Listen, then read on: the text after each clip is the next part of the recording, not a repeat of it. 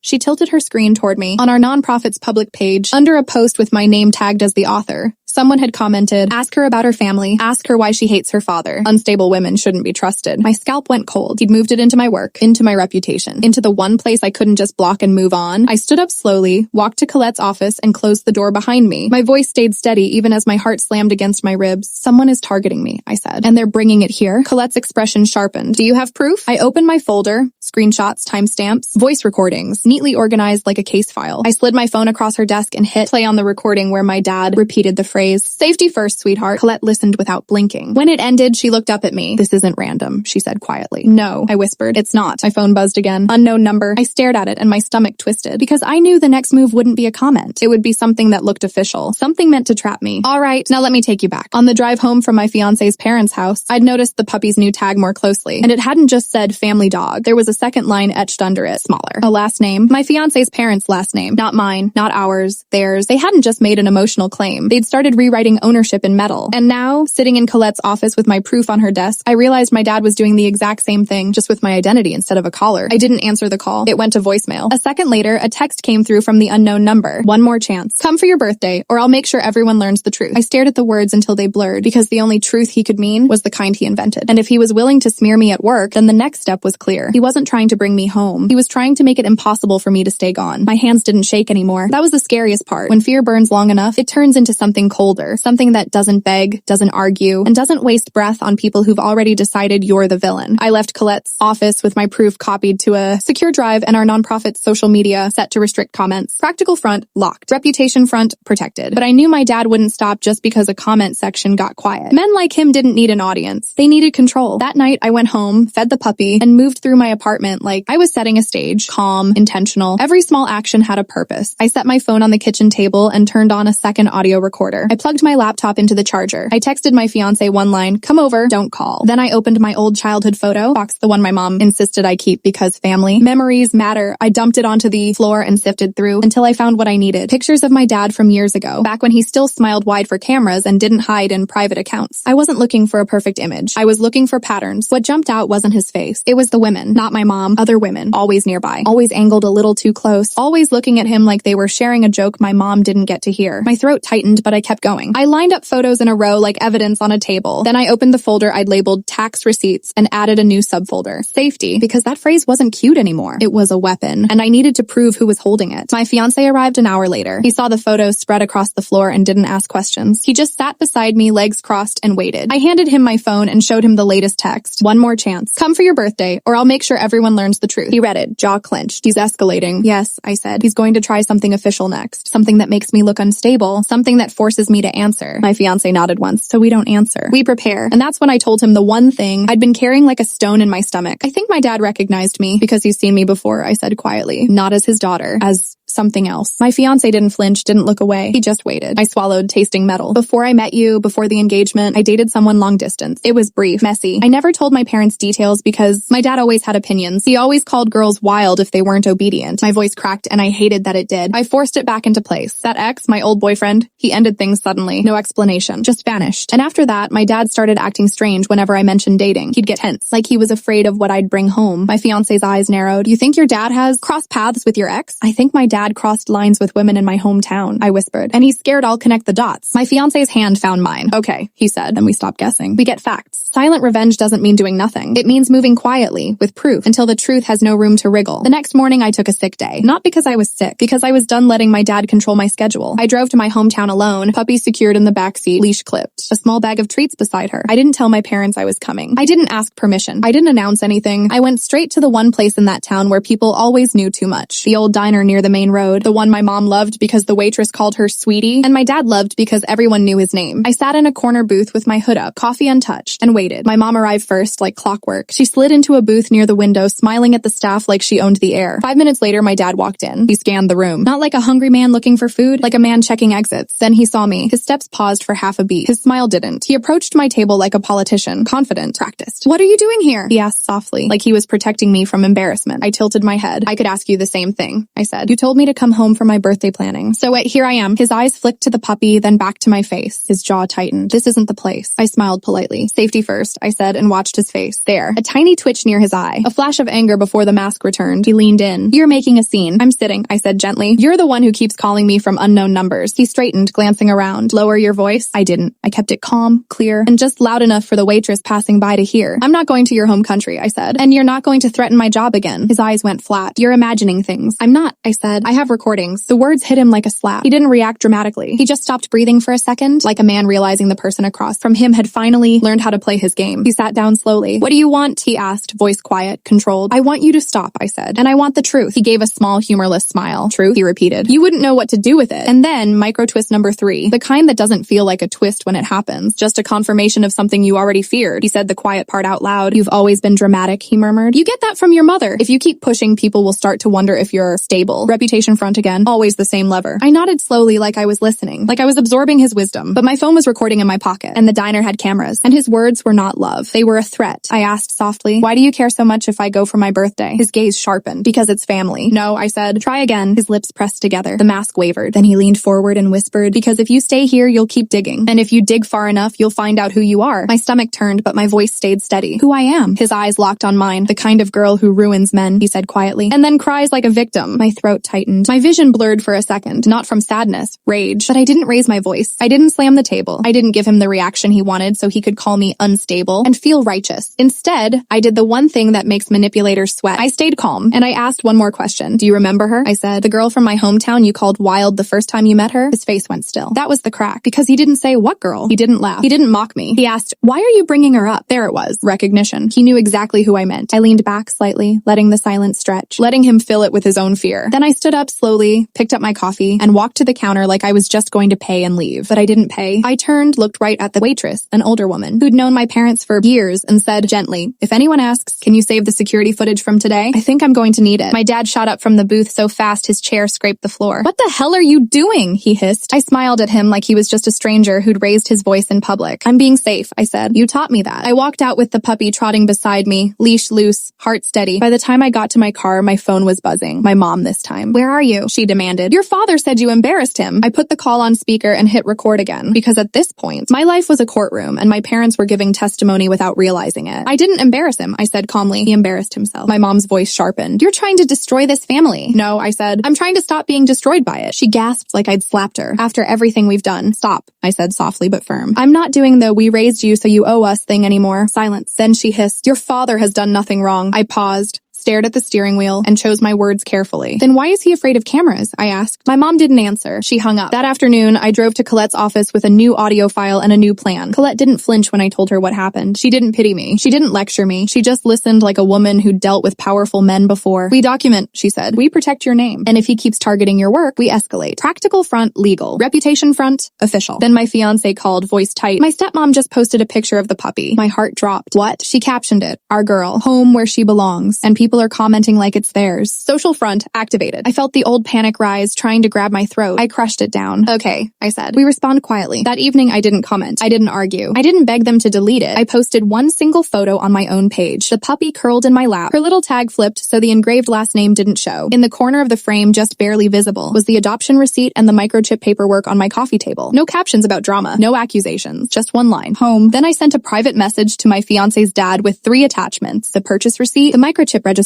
in my name, and a screenshot of their family dog tag. I wrote one sentence, please stop rewriting what you didn't pay for. 5 minutes later, the stepmom's post disappeared. No apology. No explanation. Just gone. Silent revenge doesn't always look like a victory dance. Sometimes it looks like someone deleting a lie because proof walked into the room, but my dad wasn't done. The next morning, my boss called me into her office again, face pale. We received an email, she said, from someone claiming to be your family. My stomach turned. What did it say? Colette slid her laptop across the desk. The email was long, emotional, and carefully written to make me look unstable. It talked about mental episodes, unsafe decisions, impulsive behavior, and concern for my well-being. It didn't accuse me of anything specific. It just painted a picture meant to stick. At the bottom, the sender had signed it with my dad's full name. My dad had finally made it official. He wanted my job, my reputation, my independence. He wanted to remove every place I could stand without him. And in that moment, I realized the biggest twist wasn't that he'd harassed me online. It was that he'd always been doing it, just in ways that didn't leave fingerprints. I stared at the email, then looked up at Colette. I can prove it's manipulation, I said. I have recordings. I have timestamps. I have him threatening my stability. Colette nodded. Good, she said, because we're going to respond with something he can't argue with. We didn't write back emotionally. We didn't write back defensively. We wrote back like professionals. A short message, harassment documented, comments restricted, further contact forwarded to counsel, cease and desist requested. Then Colette asked me one question that felt like a door opening. Do you want to go public inside your family? She asked. Or do you want to end this quietly? I thought about my mom's voice, my dad's calm threats, the way they'd tried to trap me by making me look unstable. Then I remembered the diner, the cameras, the way my dad froze when I mentioned the wild girl. He wasn't scared of me yelling. He was scared of me being believed. So I chose the final move, the kind of revenge that doesn't scream, but it does echo. I invited my parents to a family dinner at my apartment, not for peace, for proof. They arrived expecting control. My mom brought dessert like it was a performance. My dad walked in and immediately scanned my living room like he was checking for witnesses. He wasn't wrong. My fiancé was there. Colette was there too. A friend from work, I said casually, and the puppy sat in her bed with her leash on, like she was part of the meeting. My dad's eyes narrowed. Why is your boss here? Colette smiled politely. Because I care about my employees. see, she said. And because your emails have become a workplace issue. My mom's face reddened. We were just concerned. I lifted my phone and set it on the table, screen up, recording light on. I'm concerned too, I said softly. So tonight we're going to talk and we're going to stay honest. My dad's voice stayed calm. Turn that off. I smiled sweet as sugar. Safety first, I said. He leaned forward, eyes hard. You're trying to trap me. And that was it. The confession without confession. Colette didn't blink. My fiancé didn't speak. The room went quiet in the way that makes liars panic, because silence is where truth gets loud. I looked at my dad and asked the simplest question of my entire life. Did you ever contact women in my hometown and lie about being single? I asked. My mom whipped her head toward him. What? My dad's face went still. He could have denied it. He could have laughed. He could have called me unstable again, but he didn't. He said through clenched teeth, this is not your business. My mom's mouth fell open, and I didn't need a dramatic scream to end it. I didn't need to throw anything. I didn't need to beg my mother to wake up. I just slid my phone across the table and played the recording from the diner. His voice quiet and controlled. If you keep pushing, people will start to wonder if you're stable. My mom listened. Her face changed in slow motion, like her brain was trying to protect her from what her ears were hearing. Then I played the voice message. Safety first, sweetheart. Same rhythm, same tone. My dad lunged for the phone. My fiancé calmly moved it out of reach. Colette stood up. We have enough, she said. My mom's hands shook. Is this true? She whispered to my dad. Have you been? He snapped, finally losing his calm. Stop, both of you. This is a setup. I tilted my head. No, I said. This is a mirror. My mom stared at him like she was seeing a stranger. And in that moment, I didn't feel triumph. I felt relief because the story was finally leaving my body and entering the room where it belonged. The fallout happened fast. My mom didn't kick him out that night, but she didn't defend him either. She sat on my couch, silent, like her whole religion of family first had just collapsed. My dad stood by the door, breathing hard, eyes burning into me. You think you've won, he said. I walked to the puppy, unclipped her leash, and lifted her into my arms. She nuzzled my neck like she'd chosen me without doubt. Then I looked at my dad and spoke the last line he would ever get from me. I didn't win, Dad. I just finally made you unsafe.